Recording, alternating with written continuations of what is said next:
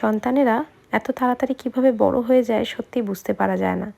বড় মামাই আজকে প্রথমবার স্কুল থেকে একা একা বাড়ি ফিরবে, মানে আমি বা ওর পাপা কেউই আজকে ওর সাথে নেই। তো মনটা এই জন্য কেমন একটা লাগছে।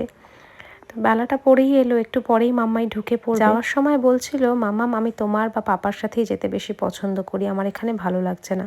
শুনে মনটা খারাপ হয়ে গিয়েছিল, তাই ভাবলাম আজ ফিরলে পরে ওর পছন্দের কিছু তৈরি করব। কি দেখা হচ্ছে? সর্বক্ষণ এইগুলো দেখবে, সর্বক্ষণ কি দেখি সেগুলোতে? দেখছি কি খাবি? স্যান্ডউইচ। স্যান্ডউইচ থেকে থেকে খালি স্যান্ডউইচ খাবো, বার্গার খাবো। আমি স্যান্ডউইচ বানাই একদম ঘরোয়া পদ্ধতিতে। এখানে দেখো কতগুলো বিনস, গাজর রয়েছে, সেগুলো সেদ্ধ করছি। এই যে তার মধ্যে আমি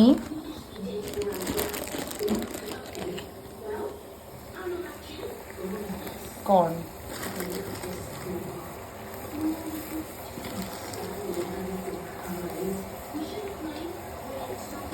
থেকে এটা পেলাম।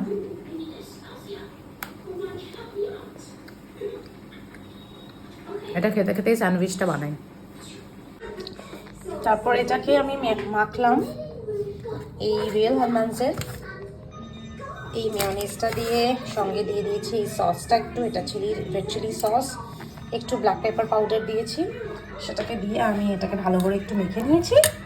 এবার আমি এই স্টাফিংগুলো নিয়ে প্রত্যেকটা এই ব্রেডের ওপর এইভাবে একটু ছড়িয়ে ছড়িয়ে দিয়ে নেব।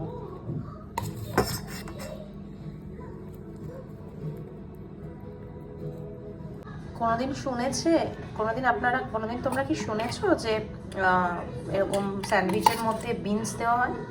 আমি কিন্তু স্যান্ডউইচের মধ্যে বিনসও দিয়ে থাকি, গাজরও দিয়ে থাকি। তার উপর এইভাবে আমি গ্রেট করে চিজটাকে এইভাবে আমি দিয়ে নিয়েছি। এরপর আমি এইভাবে আরেকটা করে ব্রেডের পিস দিয়ে এভাবে চেপে দেবো।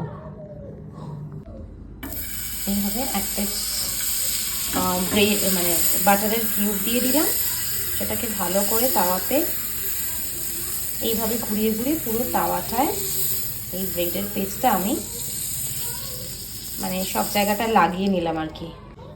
এবার এই ব্রেডটাকে জাস্ট এরকম করে মাঝখান থেকে তোমরা ছুরি দিয়ে কেটে নিতে পারো, তাহলেই রেডি তোমাদের একদম ঘরোয়া হেলদি স্যান্ডউইচ। এবার এক্সপ্রেশনটা দেখি। কিরে, কেমন হয়েছে খেতে? দারুণ। দারুণ। তাহলে এবার থেকে